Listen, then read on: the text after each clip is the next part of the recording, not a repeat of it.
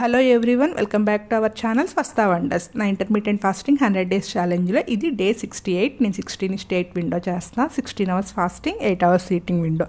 నా eating window morning 9 to evening 5 o'clock. ఈరోజు నేను ఏం ఫుడ్ తీసుకున్నాను అని చెప్పే ముందర ఫస్ట్ అయితే నా వెయిట్ ఎంత లూజ్ అయ్యాను అనేది చెప్దాం అనుకుంటున్నా. ఎందుకంటే నాకు ఎక్కువ కామెంట్స్ అవే వస్తున్నాయి ఈ మధ్య రెగ్యులర్గా. అయితేను చాలా కామెంట్స్ వచ్చాయి 2 daysలోను. నేను అందుకని చెప్పేసి ఫస్ట్ అయితే నా వెయిట్ ఎంత రెడ్యూస్ అయ్యాను అనేది చెప్దాం అనుకుంటున్నాను. నేను స్టార్టింగ్ అయితే 96.85 ఉన్నాను. స్టార్టింగ్ 96.85 ఉన్నాను. ఇప్పుడు ప్రజెంట్ నేను వచ్చేసి వెయిట్ 83.35కి వచ్చాను ఈ రోజుకి. అంటే 68 daysలో నా వెయిట్ అయితే ఇది. అయితే నేను వెయిట్ రెగ్యులర్గా మెన్షన్ చేయట్లేదు అని కామెంట్ చేస్తాను. నేను రెగ్యులర్గా వెయిట్ మెన్షన్ చేయడానికి నేను రెగ్యులర్గా వెయిట్ చెక్ చేసుకోను. ఎందుకు అంటే నేను స్టార్టింగ్లో రెగ్యులర్గా వెయిట్ చెక్ చేసుకునేదాన్ని. అప్పుడు ఒకరోజు వచ్చిన వెయిట్ లాస్ ఇంకొక రోజు వచ్చేది కాదు. అట్లా వస్తున్నప్పుడు నేను ఆల్రెడీ స్టార్టింగ్లో చెప్పాను కదా, నేను డైటీషియన్ కన్సల్ట్ అయ్యే డైట్ స్టార్ట్ చేశానని. అప్పుడు నాకు ఏం సజెస్ట్ చేశారంటే దానివల్ల కూడా మీరు స్ట్రెస్ ఫీల్ అవుతారు. యాక్చువల్గా రెగ్యులర్గా ఒకటే వెయిట్ లాస్ అనేది రాదు. మనం ఆ రోజు తీసుకున్న ఫుడ్ కానీ, లేకుంటే మన స్లీపు, మన స్ట్రెస్ లెవెల్స్, మీరు డేలో ఎంత యాక్టివ్గా ఉంటారు అనే దాని మీద మీకు వెయిట్ లాస్ అనేది వస్తుంది. రెగ్యులర్గా ఒకటే వెయిట్ లాస్ ఒకటే రకంగా వెయిట్ లాస్ అనేది రాదు. మీరు రెగ్యులర్గా అయితే చూసుకోవద్దు వెయిట్ లాస్. మీరు వీక్లీ వన్స్, మంత్లీ వన్స్ అలా చెక్ చేసుకోండి. నన్ను అడిగితే మంత్లీ వన్స్ బెటర్ అని చెప్పారు.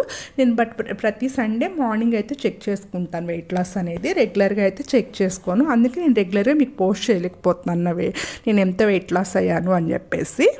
నేను నా వెయిట్ లాస్ మీద కన్నా కూడా నా ఫుడ్ హ్యాబిట్స్ మీద, నా స్ట్రెస్ లెవెల్స్ మీద నేను ఎక్కువ కాన్సన్ట్రేట్ చేశాను. ఫస్ట్ నా ఫుడ్ హ్యాబిట్స్ చేంజ్ చేసుకుంటున్నాను. ఫుడ్ హ్యాబిట్స్ చేంజ్ అయితే ఆటోమేటిక్గా వెయిట్ లాస్ వచ్చేస్తుంది.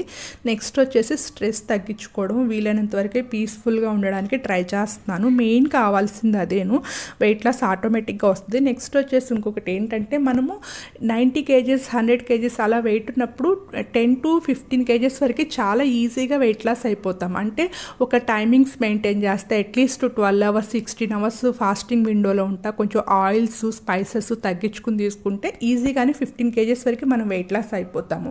తర్వాత కంపల్సరీ మనం క్యాలరీస్ అనేది కొంచెం మినిమైజ్ చేసుకుని, అంటే తగ్గించుకుని క్యాలరీ డెఫిషియెంట్లో ఉంటేనే నెక్స్ట్ వెయిట్ లాస్ అనేది వస్తుంది. ఫస్ట్ మనం ఏ డైట్ చేసినా సరే ఒక 10 kgs 15 kgs, అంటే 80 kgs 90 100 kgs ఉన్న వాళ్ళు 15-20 kgs వరకు ఈజీగానే వెయిట్ లాస్ అవుతారు. తర్వాత వెయిట్ లాస్ అవ్వడం అనేది చాలా టఫ్. అప్పుడు మాత్రం కంపల్సరీ క్యాలరీస్ అనేది మనం మినిమైజ్ చేసుకుని తగ్గించుకుని, మనకు కావాల్సిన క్యాలరీస్ కన్నా కూడా కొంచెం తగ్గించుకుని తీసుకోవాలి. అది నాకు ఫస్టే స్టార్టింగ్లోనే చెప్పారు. అందుకే నేను మరీ ఫుడ్ క్వాంటిటీ ఫస్ట్ స్టార్టింగ్ నుంచి తగ్గించుకుని తీసుకోవట్లా, మెల్లమెల్లగా స్లోగా తగ్గించుకుంటూ వస్తున్నాను. ఇంకా తగ్గించుకోవాలి, అది ఇప్పుడు కాదు. ఈ 100 days ఛాలెంజ్ అయిపోయిన తర్వాత నేను ఇంకా కొంచెం తగ్గించుకుని తీసుకుంటాను ఫుడ్ అనేది. ఇంకా అప్పుడు ఇంకా ప్రోటీన్ ఇంకొంచెం ఇంక్రీజ్ అయితే చేసుకోవాలనుకుంటున్నాను.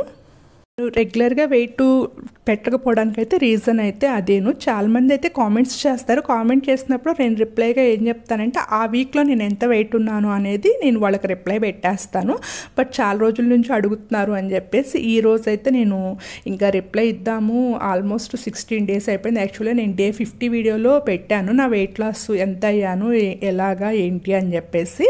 ఇంకా నేను ఒక 20 days 30 days అయిన తర్వాత పెడదాం అనుకున్నా. బట్ ఎక్కువ కామెంట్స్ వస్తాయి, ఎంత వెయిట్ లాస్ అయ్యారు అనేది చెప్పండి అని చెప్పేసి. అందుకని చెప్పేసి వీడియోలో మెన్షన్ చేస్తే బాగుంటుంది కదా అని చెప్పేసి వీడియో అయితే చేసేసాను. ఇంకా ఈరోజు నా ఫుడ్లోకి వస్తే, ఈరోజు మార్నింగ్ నేనైతే ఓవర్ నైట్ ఓట్స్తో నట్స్, సీడ్స్, ఇంకొక బనానా అయితే యాడ్ చేసి తీసుకున్నాను. ఆఫ్టర్నూన్ లంచ్లోకి వచ్చేసి వైట్ రైస్, ఆకుకూర పప్పు, కొంచెం మ్యాంగో పికిల్, కర్డ్ తీసుకున్నాను. యాక్చువల్గా అయితే వెయిట్ లాస్లో పికిల్స్ తీసుకోవడమే బెస్ట్, బట్ నాకు ఈరోజు కొంచెం క్రేవింగ్స్గా అనిపించినాయి, అందుకని తీసుకున్నాను. ఇంకా ఈవినింగ్ డిన్నర్లోకి అయితే స్వీట్ పొటాటోతో కస్టర్డ్ ప్రిపేర్ చేసుకుని దాంతో అయితే ఫ్రూట్ సలాడ్ చేసుకున్నాను.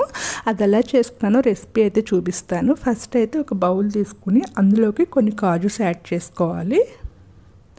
ఇంకా కొంచెం సాఫ్రాను, లేకుంటే అవాయిడ్ చేయొచ్చు, బట్ దాని ప్లేస్లో ఇలాచీ అయితే యాడ్ చేసుకోవాలి, ఫ్లేవర్ బాగుంటుంది. సాఫ్రాన్ వేసిన తర్వాత కొంచెం మిల్క్, కొంచెం హాట్గా గోరువెచ్చగా ఉన్నప్పుడు అవి వేసి సోక్ చేసేసుకోవాలి. ఒక 1 hour అన్నా మినిమం సోక్ అవ్వాలి. ఇవి సోక్ అయిన తర్వాత ఒక మిక్సీ జార్ తీసుకుని అందులో ఇప్పుడు మనం సోక్ చేసుకున్న కాజు ఉంది కదా అదంతా కూడా వేసేసుకోవాలి. వేసుకున్న తర్వాత ఇందులోకి బాయిల్ చేసిన స్వీట్ పొటాటో ఉంటుంది కదా అది వేసుకోవాలి. నేను ఇక్కడ 3 చూపిస్తున్నాను కదా, నేను 3 వేయలేదు, 2 పీసెస్ అయితే వేసాను. నేను చేసేదానికి 2 పీసెస్ సరిపోతాయి, అందుకని 2 పీసెస్ అయితే తీసుకున్నాను. చాలా బాగుంటుంది ఈ రెసిపీ అయితేను. తీసుకున్న తర్వాత ఇందులో కొంచెం మిల్క్ యాడ్ చేసుకోవాలి, చల్లగా ఉన్న మిల్క్ యాడ్ చేయాలి. ఇప్పుడు నేను యాడ్ చేసిన మిల్క్ సరిపోవు, ఇంకా కొంచెం పడితే అది మనం మిక్సీ వేసుకునేటప్పుడు యాడ్ చేసుకుంటే సరిపోతుంది. ఇంకా మిక్సీ అయిన తర్వాత ఇది ఈ కన్సిస్టెన్సీలో ఉంటే కరెక్ట్గా సరిపోతుంది. ఈ కన్సిస్టెన్సీ వచ్చేవరకు మిల్క్ యాడ్ చేసుకుంటే మిక్సీ అయితే చేసుకోవాలి. ఇప్పుడు దీన్ని పక్కన పెట్టేసుకోవాలి. ఇప్పుడు ఫ్రూట్స్ అయితే చాప్ చేసుకోవాలి. మన దగ్గర ఏం ఫ్రూట్స్ ఉంటే అవి తీసుకోవచ్చు. నేనైతే గ్రేప్స్, ఇప్పుడు సీజన్ ఇంకా అయిపోతుంది కదా అందుకని చెప్పేసి కొన్ని గ్రేప్స్ అయితే తీసుకున్నాను, యాపిల్ తీసుకున్నాను. ఇవన్నీ కూడా కట్ చేసుకోవాలి. కట్ చేసుకున్న తర్వాత ఒక బౌల్ తీసుకుని అందులోకి మనం కట్ చేసుకున్న ఫ్రూట్ పీసెస్ అన్నీ యాడ్ చేసుకోవాలి. నేనైతే యాపిల్, ఇంకా కొన్ని గ్రేప్స్, ఒక 2 బనానాస్ అయితే యాడ్ చేసుకున్నాను. ఫ్రూట్ కస్టర్డ్లో బనానా ఫ్లేవర్ చాలా బాగుంటుంది. ఇంకా కొన్ని పొమోగ్రానైట్ సీడ్స్ కూడా యాడ్ చేశాను. నా దగ్గర ఈ ఫ్రూట్సే ఉన్నాయి, అందుకని ఈ 4 వెరైటీస్ యాడ్ చేశాను. ఇవన్నీ యాడ్ చేసిన తర్వాత కావాలి అంటే ఒకసారి మిక్స్ చేసుకోవచ్చు.